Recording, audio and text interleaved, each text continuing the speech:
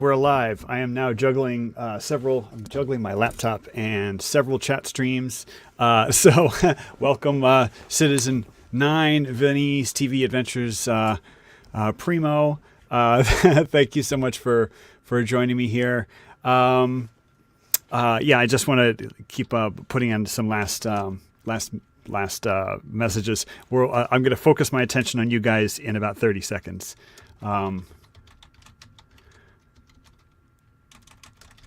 Thanks for all the kindness.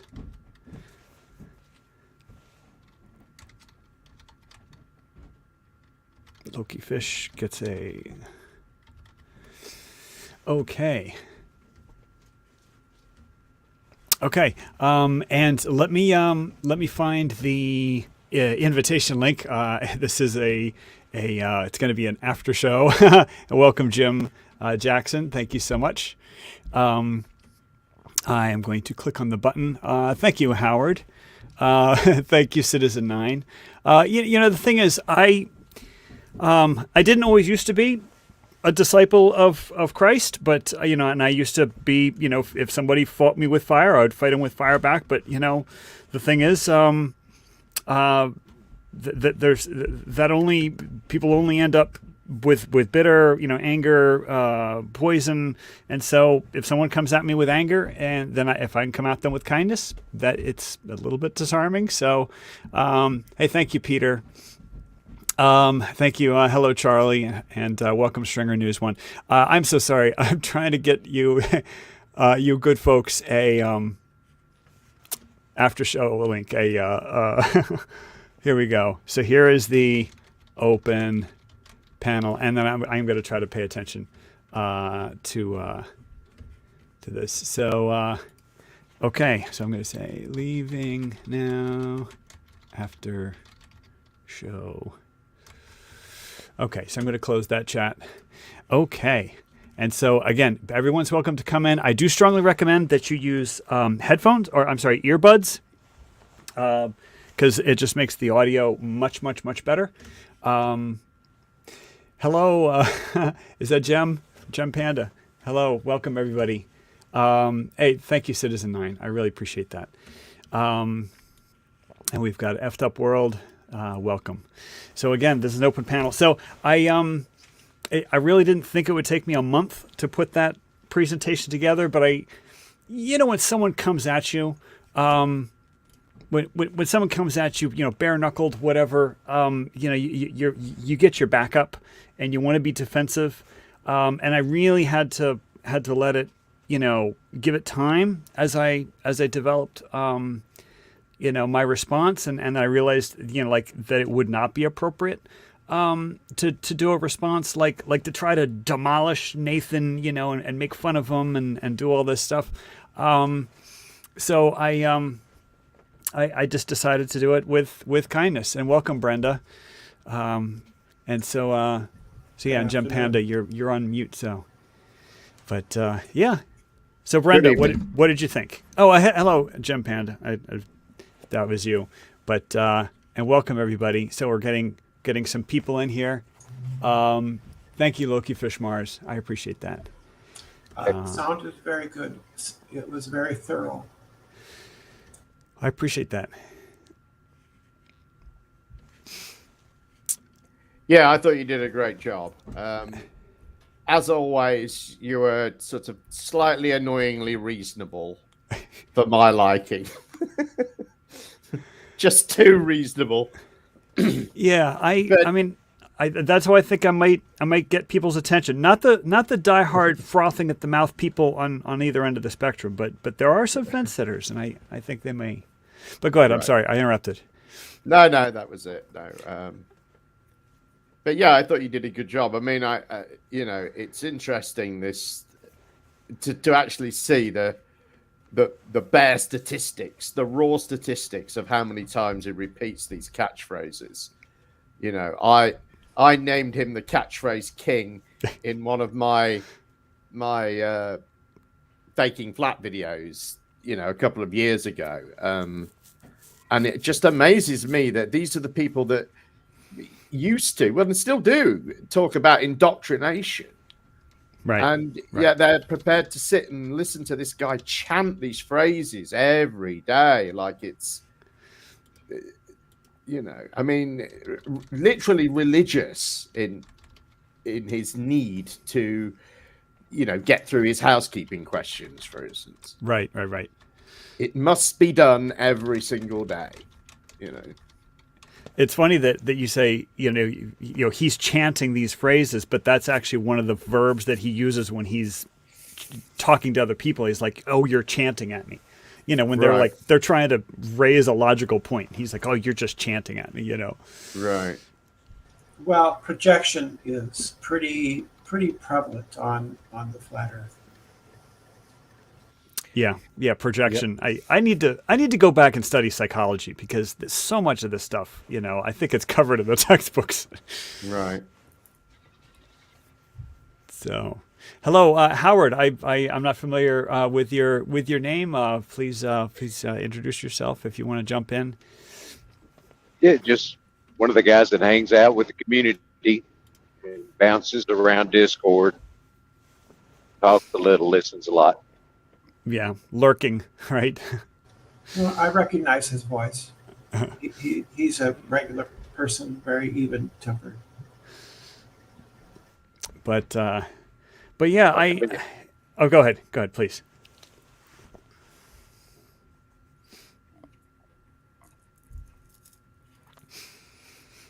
But yeah, so I know there are a lot of Globers, and it's like, and I don't want to ruffle any feathers or insult people because I enjoy a good smashing just like the next guy, but I think there are a lot of players in the globe Earth flat Earth debate who are really good at just smashing the daylights out of an opponent, and I'm like, okay, so that. Those guys are covered. So like I'm going to try to do a different thing with my approach. So I just take it a different, slightly different direction. But one of the things is I definitely try not to like just copy what other people have said. And so like when I came up with these backyard explorations, it was literally me and a blank sheet of paper, just kind of literally off the top of my head. Like, I don't have an astronomy background. I mean, I took one class in college, but it's just me just trying to figure this stuff out myself. Well, I've always admired your approach, Charles. Always, it's just I can't get to there, Yeah.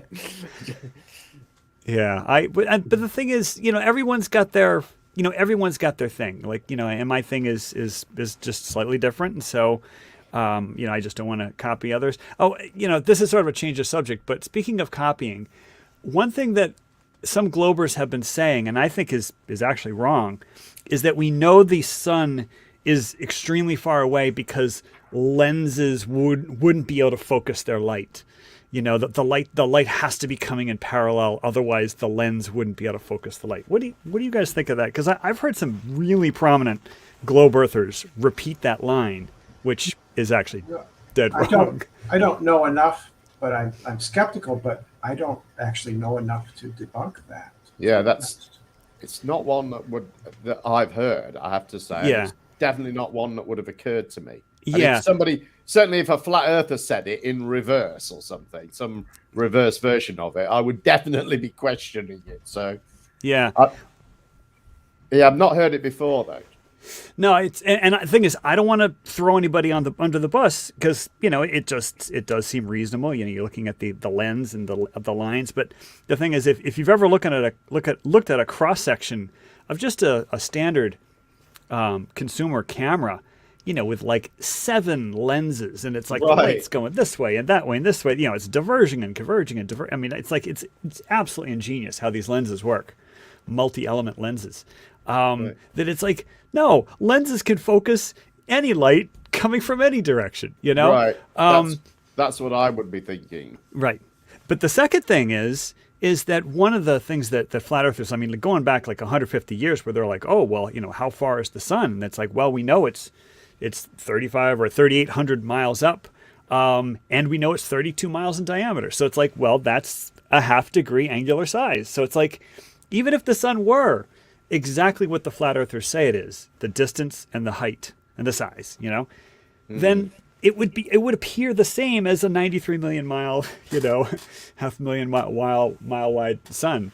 So yeah, the lens focusing thing doesn't make sense. But but it is one thing that does get repeated though. That's the thing. It's like I've heard more than one globe Earth person say that as a quote unquote proof. So Right.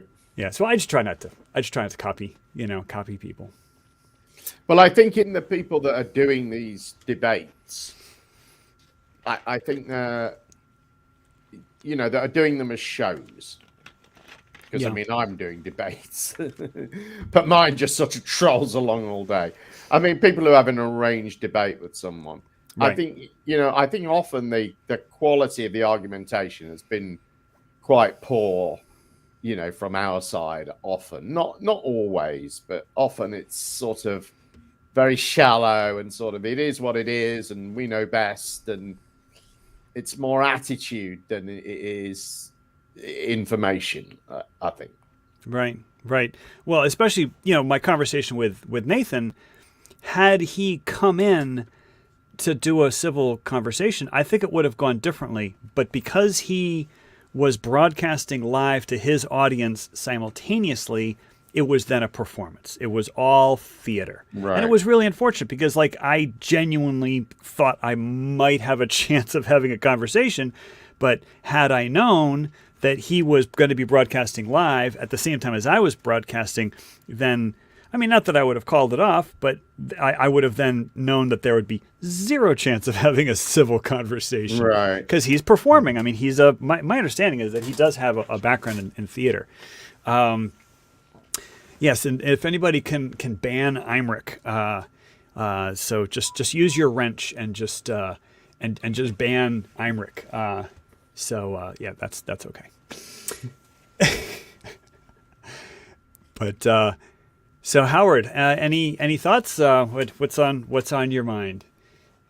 No, I really enjoyed your presentation.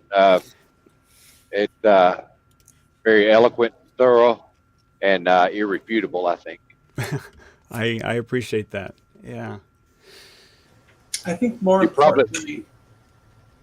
I'm sorry. You probably are one of the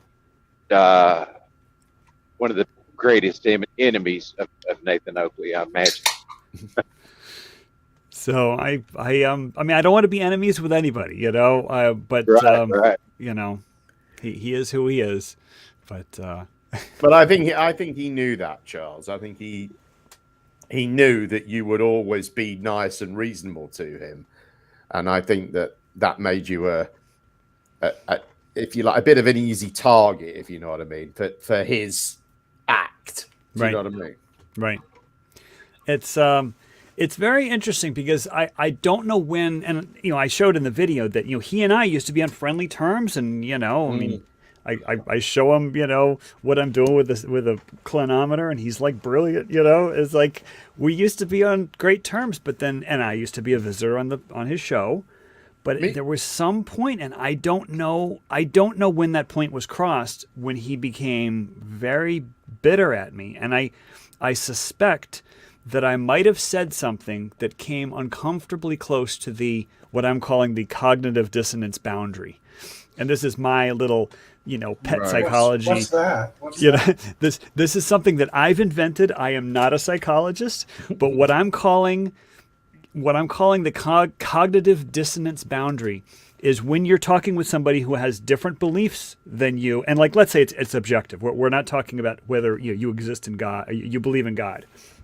We're talking about something that is objectively, factually true or not true, and you're talking with somebody who believes it's not true, right? And then you can have a conversation, and that person will give their points, and you give your points. But I think there's a point. If you get uncomfortably close, because I think that person's subconscious knows the truth, but their conscious does not. I think that's true with Nathan. I think subconsciously he knows the Earth is a globe. Yeah. Consciously he believes it's flat. And I genuinely believe that he believes the Earth is flat, but I think subconsciously he knows the truth. I think that's true too. If you get too close, if you just say something that gets too close to revealing the truth of to the conscious, that I call that the cognitive dissonance boundary.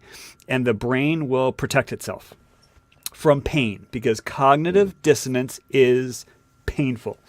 And then that's where the rage comes from.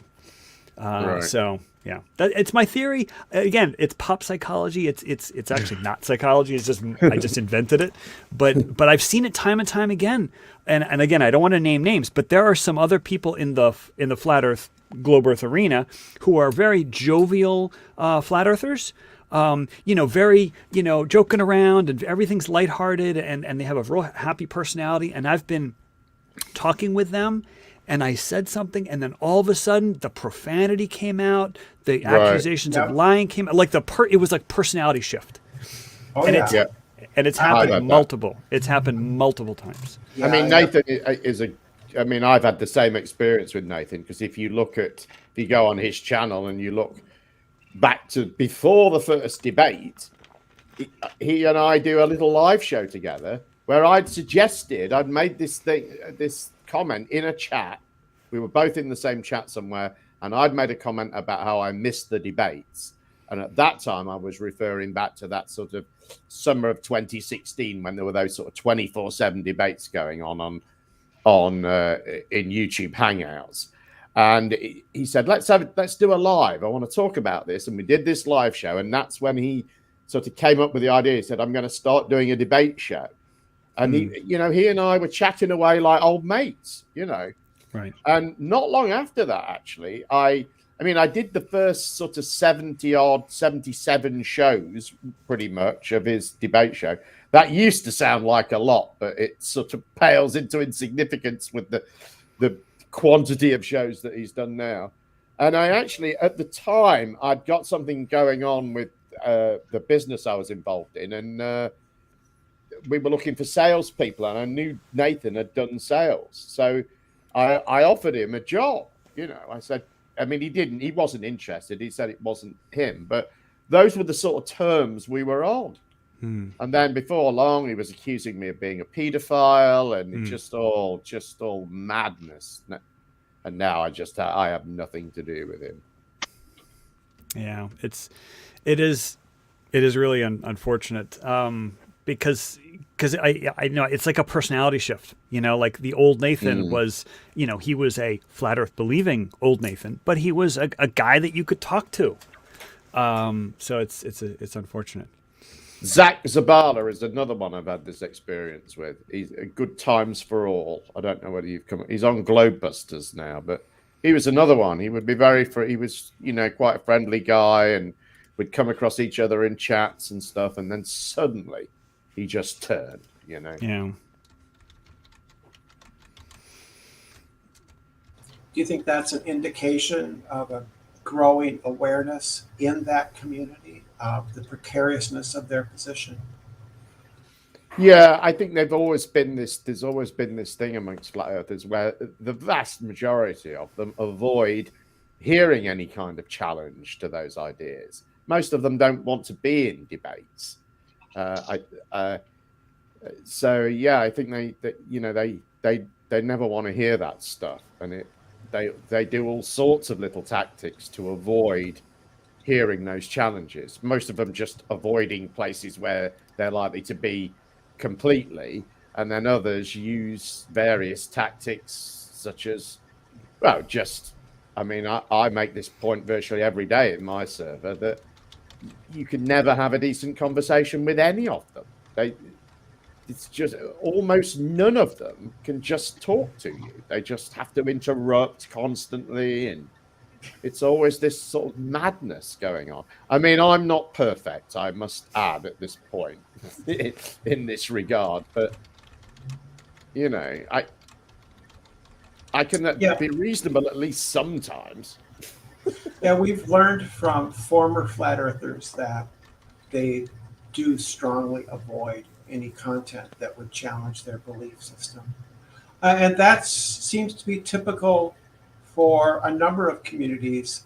Very extremist conspiracy people will avoid, at least I believe that could be true, I could be wrong.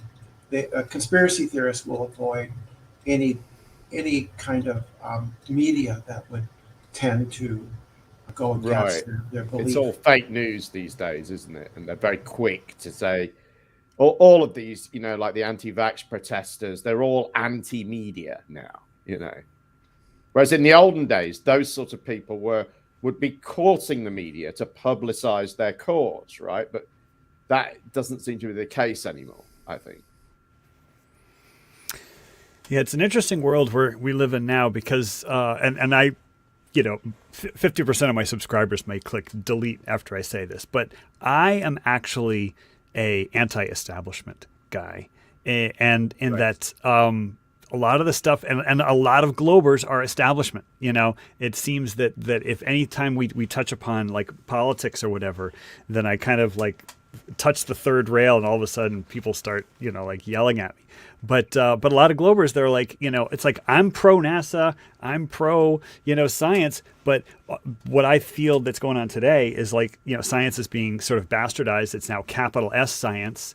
It equals capital G government, and it's like, right. I have my reservations there. I don't think there is a capital S science. I'm sorry. I think science is a very messy, we're learning new discoveries, and then new, people are discussing things and they're debating things. And I it agree. seems that, in the last 2 years, it's like science equals government.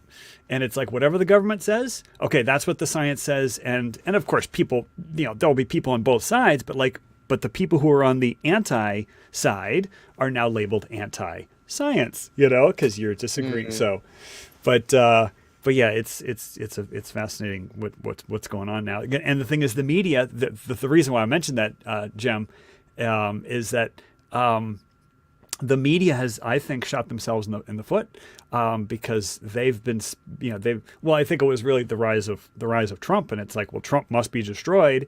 We're going to do everything we can to destroy him, which means we're perfectly willing to throw our credibility out the window, and we'll just make stuff up, because he must be destroyed at all costs. Yeah. And so now the truth is coming out. And it's just like time after time after time. It's like the media is just lying. It's like, well, people are losing trust in them because of their own actions, So it's really unfortunate. It's going to be an interesting next decade. I will say that. I think the landscape. I think they did feed into because I can remember watching some American news shows, and they were very sort of, towards the end of his presidency, they were just constantly bitching about Trump, and it was very opinionated all the time. And that's, for us here, on our television news, it's not like that. It's right. It's well, is it state sponsored? I mean, isn't the like you're talking about like BBC? I mean, isn't that right? It's state neutral. sponsored. It's neutral. It's required to be neutral. I mean, it Right. isn't always, but the other channels as well follow suit. They're like that as well. So we don't get sort of opinion in the news or in news shows like that. Right. Not in the way that we get that in our newspapers, but not on our television news. And so it's quite, to an English person watching it, it really stands out that they're all sort of niggling away about Trump all the time, Right. every little thing, And I think that then, because that's going on, it's easy for him to just go fake news. And there's a whole load of insignificant instances where that's true. But often when he said that, I think he was saying it in response to some significant instance where it wasn't true that it was fake news, where there was some issue to be addressed. And it was just an easy way to dismiss it. Right. But it was true often enough. I mean, the thing I always say, there's a really dirty version of this involving a man performing another act. But the clean version is like, you could tell 1,000 truths, you tell one lie, you are now a liar. And I think with the media, it's like, I mean, there's any number of instances, in the political landscape of the United States. But like even one that was non-political was the Covington Catholic boys. how there was one video that one person released, and it's like, okay, so they were saying that this kid got in this Native American's face, and and then like within hours, the actual fuller videos came out showing other angles and showing what really happened, and the media just went to town with their narrative, with their initial narrative. The Covington Catholic boys started the whole thing; they were the instigators. And then when the full videos came out showing the exact opposite, the media doubled and tripled down. And so it's like, all right, you are tripling down on something that is obviously a lie, shown by multiple videos. It's like, okay, so they're just in the business of lying, And I think, and there was, I can name 10 other things on top of that. But I think also, though, politicians have become very adept, or at least let's say the political machine has become very adept at manipulating the media and effectively making it lie on their behalf. And I think that's why a lot of people have abandoned it and have abandoned the political process, or have little faith in the political process. Because I think for I don't know, probably the last, decade, 2 decades, we've had this sort of soundbite politics where, at least it's become very obvious in this country, where they, for going back to what we said earlier, where they'll repeat these phrases, these on-message phrases, and every politician who ends up on TV in whatever circumstances ends up saying these same sentences over and over again. And people, even if they don't really recognize the exact sentence as it's being said, as being something that's been said over and over again, they recognize a general bullshitting going on, that is occurring. And I think that has led people to lose faith in mainstream media and in the political process. Yeah, you're right. And the thing is, I think these long form shows, I think that's where the internet is really fantastic in terms of the ability of people to have long form shows. Like, if you're on like the evening news, well, you may get like a 30-second conversation, little sound bites. Right. And so, the long form conversations, I think, are really I think they're changing the nature. It's like people actually want to hear about somebody, and one of the things about my flat earth civil discourse is that I want to have somebody come on that I disagree with, but then I want to have a conversation. Hey, what brings you to flat earth? Like, tell me about yourself. Like something that would not come out in like a debate format. Like let's butt heads in a debate. Like, no, let's just sit down and grab a drink and chat, talk about stuff. And then, yes, we disagree about the shape of the earth, So, but I wanted to mention, Stringer News 1 had mentioned about, I'm going to put on screen, getting up in someone's grill. It isn't magically not aggressive because you smile while doing it. So the thing I would say is Stringer News, have you seen the long video, the one that showed exactly who was doing what? Because the Covington boys did not move. They were standing there the whole time. And so getting in someone's grill was definitely done by the other party. I'm completely unfamiliar with this. So. Yeah, so it was, I think it was like the Lincoln Memorial or something. And there was a group of, it was a school trip. It's like a private high school. And so they were waiting for their buses because, whenever you have a school trip with like the buses usually park like a couple blocks away. So they were waiting for their buses to come around. And there was a whole ton of people there. And there was a group of, I don't know, somebody, very spirited people shouting at them, calling them MFers, et cetera, et cetera. And then there was also this Native American man with a drum, and then he was, pounding his drum, blah, blah. And then he walked right up to one of the boys and was like right in his face with this drum. And the kid was just like, he was just smiling. He just wasn't moving. He wasn't responding, but he was smiling. And then the video just of that part was like, oh, he's getting in the Indian guy's face. Right. So But so I'm sorry to hear that Stringer news one. But yeah, all right. So I agree to disagree on that one. But yeah, I think lots of stuff can video can be edited to reflect all sorts of stuff. So maybe you've seen one version of the long video, I've seen another. So, but we've got some interesting comments from Imric and Waz and Curved Water. So people want to hear from Howard. Howard, what do you think about all this? Or Brenda, you want to chime in? And we can get back to flat Earth, globe Earth. I mean, this is an open panel. I was going to steer away from the politics because I just don't see the need at this point in time to bring up politics.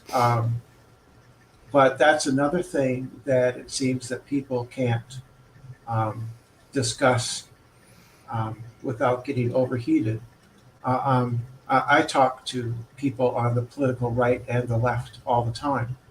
So I'm pretty much just an average Democrat, but there are people on both sides politically that make it very difficult to have a conversation because they have ideological commitments that in a similar way to flat Earth make it difficult to have conversations. And I think one of the advantages, things that I've benefited from having debates with flat earthers is coming to terms with my own issues, because I've had very difficult times debating with flat earthers, and I've had to do soul searching and stuff and try to get to a point where I can master my own or do my best to master my own emotional reactions and perform better in those kinds of situations. But that is very difficult, and it's a very long process, and I often fail at it. But it's just a continual process of checking yourself and trying to regulate your own reactions to what other people say. But like I say, I frequently don't always do very well at that. Yeah, I find myself very flat-footed when having when conversations turn into the political, not necessarily here on the internet, but like in person, because I read a lot, and there's a bunch of people I follow, and it's like I'm pretty sure that certain positions I hold are the quote unquote correct ones. Of course, half the country disagrees with me. But then I'll have a conversation with somebody, and the person will just mop the floor with me, just like, and I'm just like, wow, I didn't even get a word, an idea in edgewise, and I just feel so ridiculous, because it's like in my mind I had all these perfectly articulate positions that I would be able to just, open my mouth and the other person would be convinced instantly. And then the person just, goes smack, smack, smack. And I feel like such a failure, but it is fascinating, that you can compare it to the flat Earth, globe Earth debate. And that, you got very passionate positions on both sides, but, unfortunately, with politics, you can't say that there's one that's objectively true. I don't think there's an objective truth in politics. I think politics is simply what people believe is the best way to run a country. Yeah. Right? So I don't think that and people just have different beliefs about how you should do that. Let's swing it back around towards the flat Earth, globe Earth discussion, and so I don't know if you guys have any thoughts, Jem, Brenda, on because this is something I literally kind of discovered back sort of, I don't know, backhandedly or backwardly, is that my explorations, like it wasn't until Nathan started challenging me on the letter R that I didn't realize that the explorations that I had just come up with off the top of my head, literally none of them require the letter R, because they're all about looking at the sky. And so there's really only those three components, which is, are the sun, moon, and stars, are they distant or are they local? Are we standing on a sloping surface, relative to latitude? And is there an axial rotation? I didn't realize that 5 years ago, but I just realized it in the last couple months that I could articulate it as to being those specific three aspects, which means the globe could literally be any size. And those three, you'd still be able to discover those three things by studying the sky. I don't know. Right. You guys have any thoughts on that? Interesting. Do you think, Charles, that Aristophanes would have been justified in saying, I know, or I have good reasons to believe that the Earth is a globe based on the previous work, but you quoted Aristotle in your presentation. Would that be a good reason for somebody of that era to say the Earth is or very likely is a globe? Yeah, citing citing previous work, because the thing is, it's a very interesting question, because on the one hand, you could say, well, I know or I believe it's a globe just because I've been taught that it's a globe, right? But if you actually examine the thinking, like, for example, just looking out and seeing this horizon, it's like, yes, the horizon looks flat, but there is a horizon. Like, Right. the horizon exists, Right. and it's like Yeah. that line. And like on most days that I've seen the horizon, it's like a straight, it's a sharp line is what I'm trying to say. It doesn't Yeah. just disappear it doesn't fade into nothing. think- It's like a Right. sharp Yeah. line. Do you think that on a flat Earth there would never be a sharp, Never. delineable horizon? Never, especially with if refraction bent light in the other direction, which it doesn't, refraction bends light downwards in a pressure gradient. Oftentimes people call it a temperature gradient, and that's not correct. It's higher density air at lower levels because of pressure.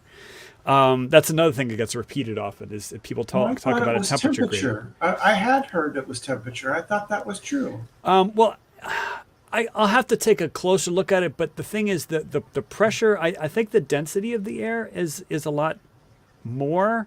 And- cold air is definitely denser. than but warm when air. when you rise up, it gets colder, but it's less dense. And so I think Okay. it's more in terms of density than it is in terms of temperature. Anyway, I'm getting off the topic. That's what has been keeping my interest in flat Earth is all these questions, and then I have to go out and find out. And that's actually been one of the things I would say has been good about flat Earth is it's kept me interested in these kinds of things, and then I go and find out. Yes.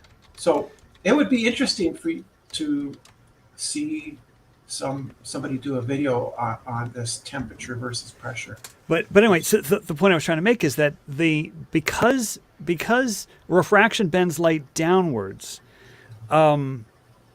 then if the Earth were in an infinitely flat plane, or not necessarily infinitely, but if it were a flat plane, shaped more like a pancake or pizza, then the land would kind of curve up, like Pizza. gradually curve up as it disappears. It's Sunday, pizza. I don't feel like cooking pizza. Pizza.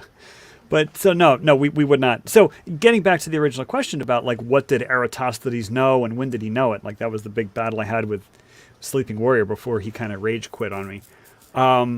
Is that what did he know and when did he know it? And it's like one of the points I made to him in one of my very last messages to him was that he could study the sky just like you and I can. He didn't have optics, but without optics, you could see that the stars, the sun, moon, and stars are traveling in a spherical manner.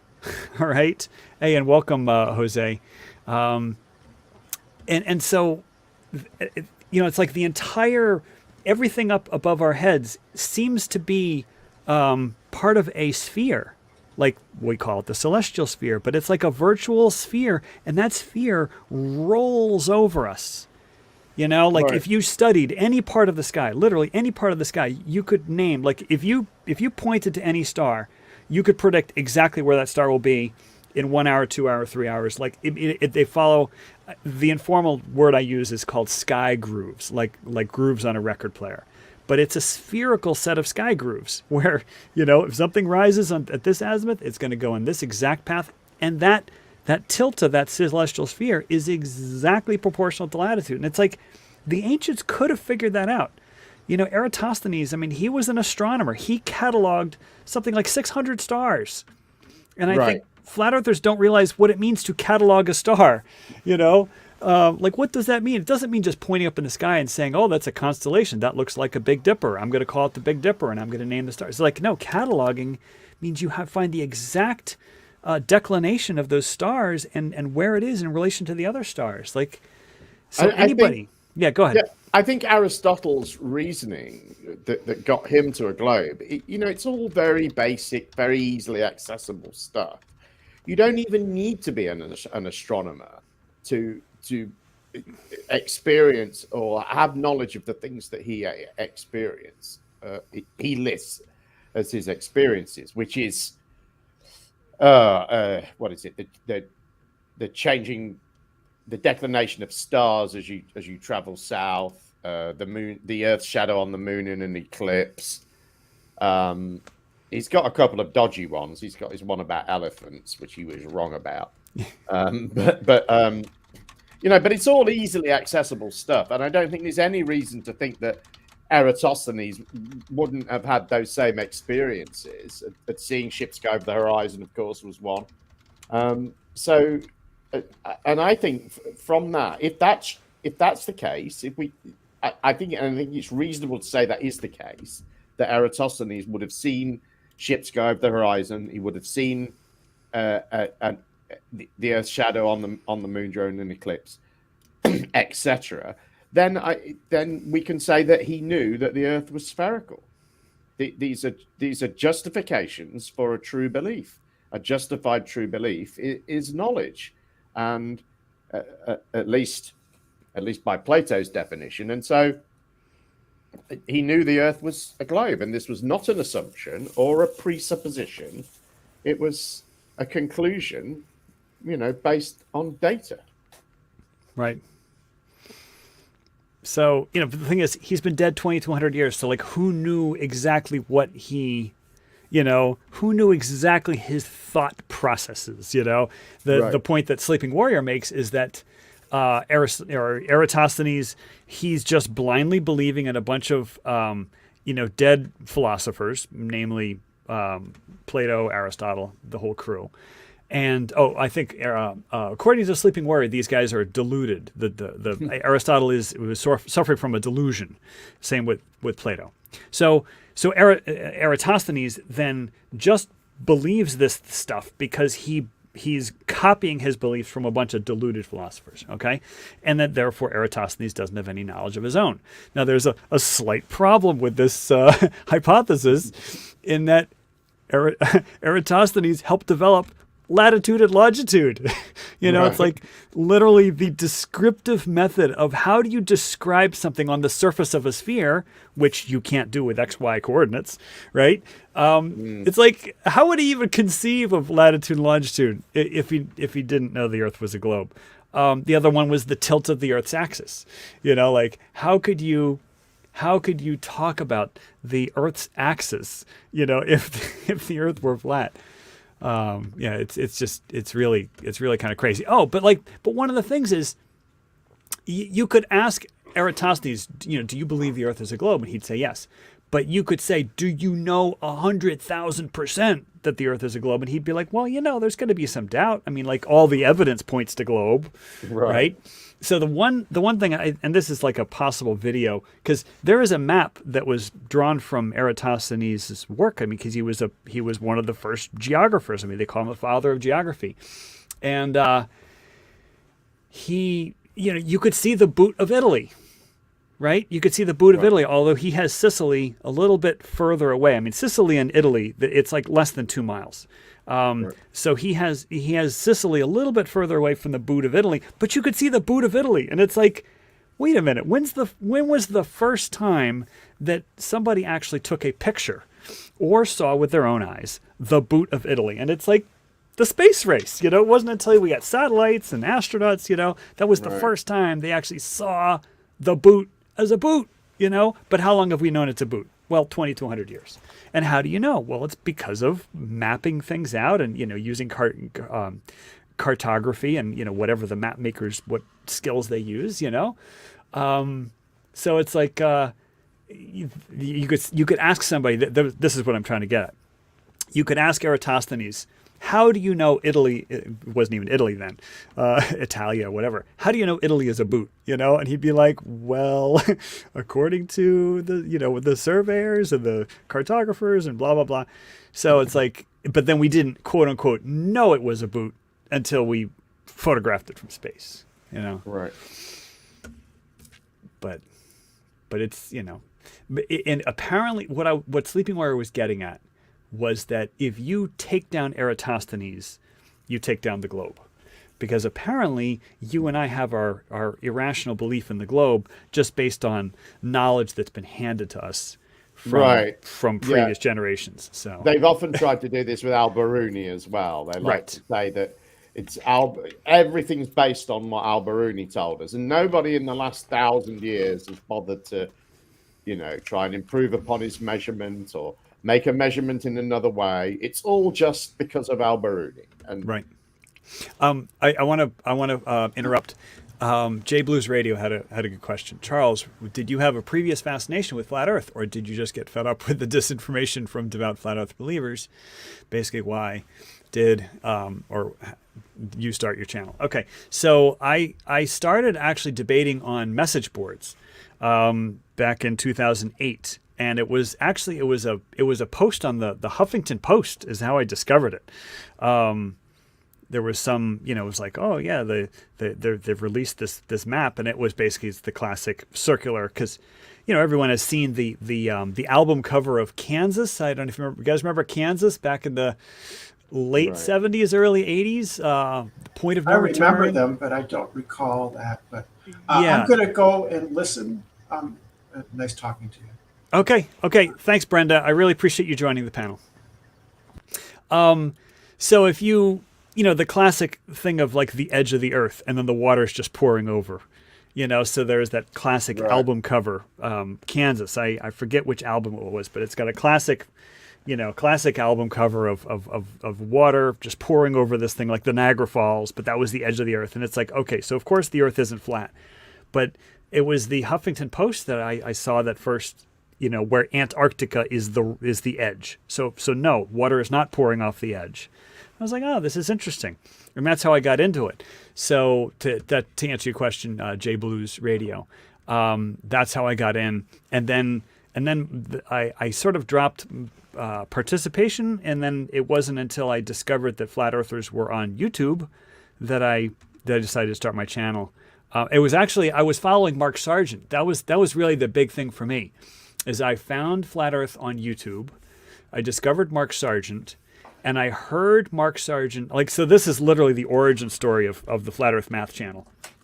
And I'm just paraphrasing what I remember Mark Sargent saying, but he was talking with, an astrophysicist or, some astronomer, scientific guy.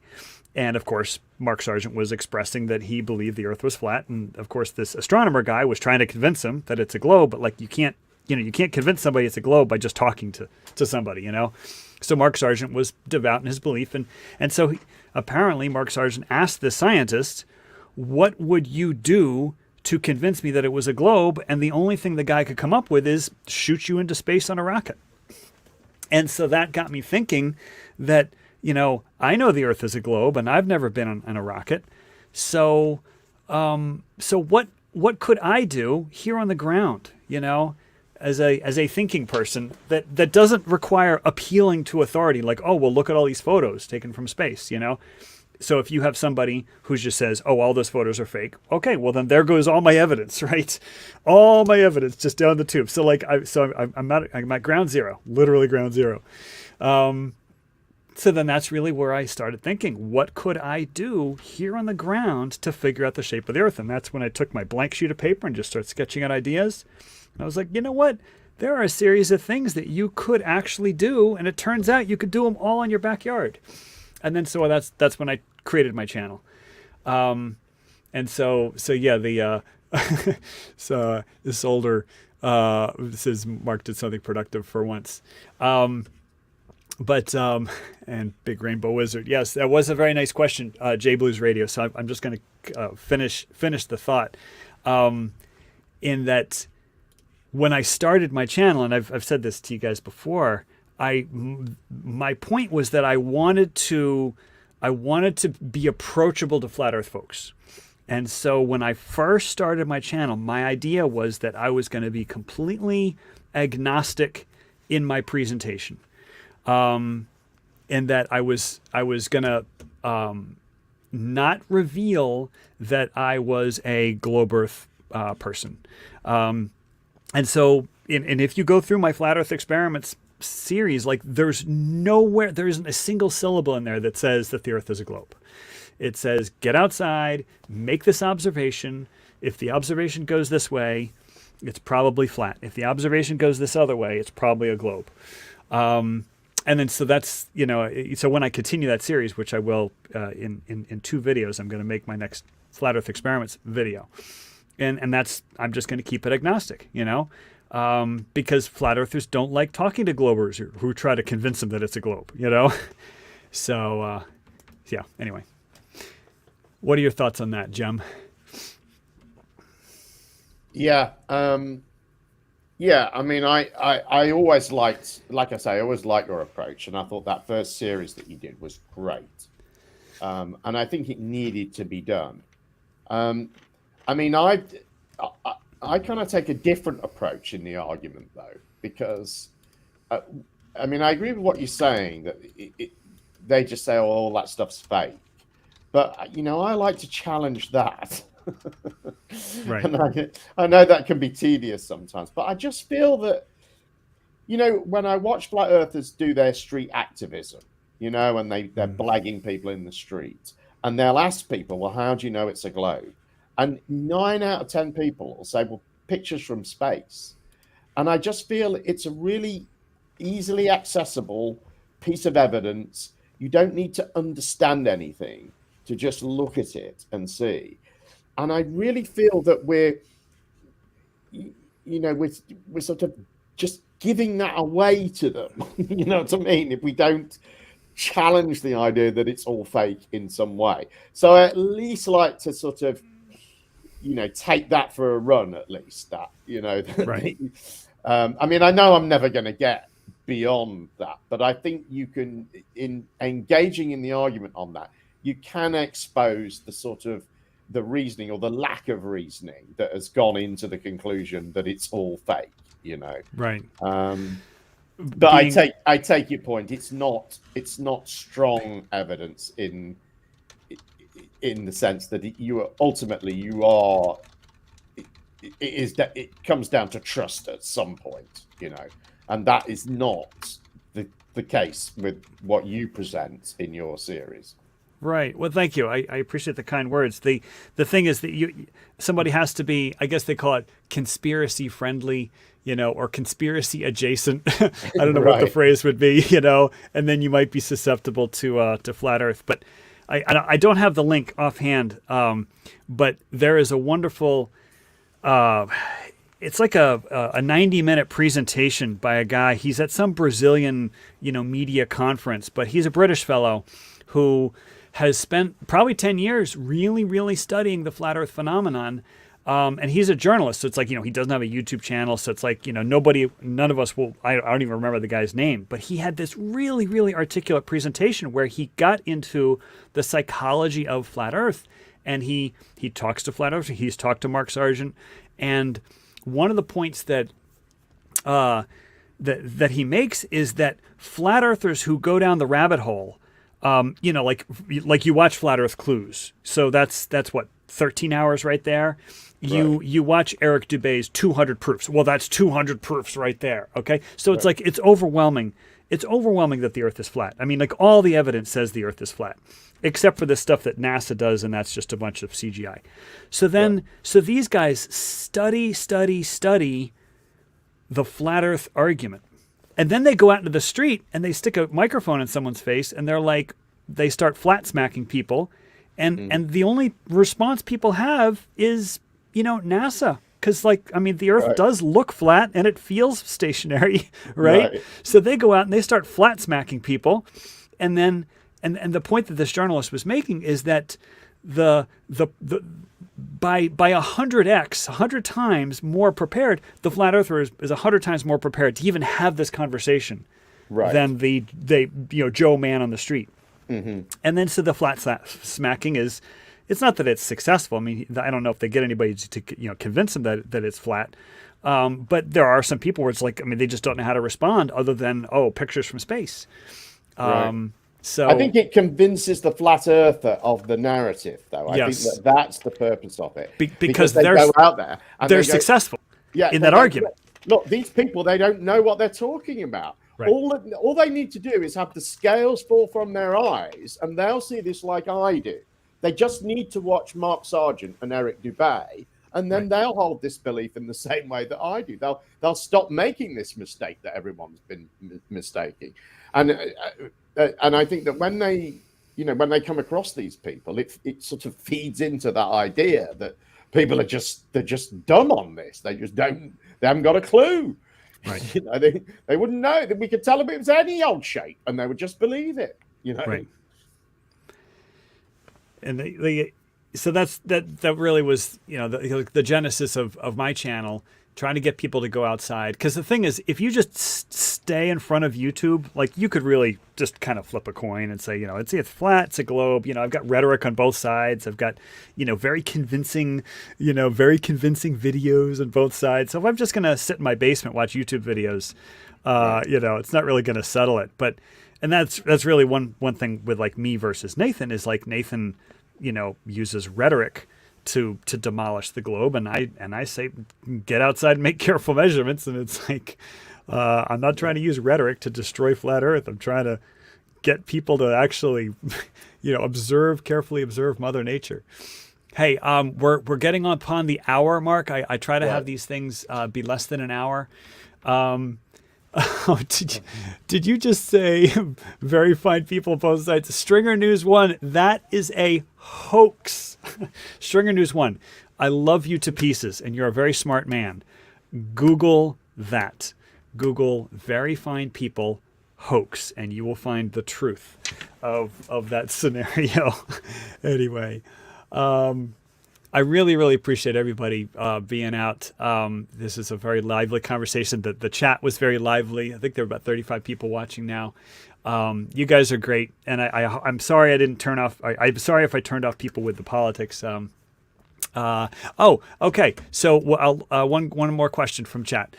From Waz. Why did you choose your name? It's kind of oxymoronic. Was that deliberate or happy accident? It was clickbait. I picked my name very deliberately, and I picked it as clickbait. So like I said, the origin of my channel was supposed to be an agnostic approach because I genuinely wanted flat earthers to be able to watch my content and then be interested, possibly because I think flat earthers aren't really interested in Glober content.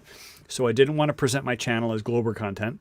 And so I picked a name, and then I wrote literally the description that said, it's dedicated to the math and science of the flat earth debate. So I can defend my channel name. Flat Earth Math is dedicated to the math and science of the flat earth debate. Okay. Yeah. And then this is another sign out says, the ability of a lens to focus light requires parallel rays. Yes. Okay. All right, Jem. Any final thoughts? No, just I thought you did a great show there anyway. So thank you very much. I enjoyed it. Okay. I appreciate it. Cheers, And I mate. appreciate everybody in the chat. I'm gonna be signing out now. This was Flat Earth Math, Charles Breeling. Hope you have a great rest of your day. Bye bye.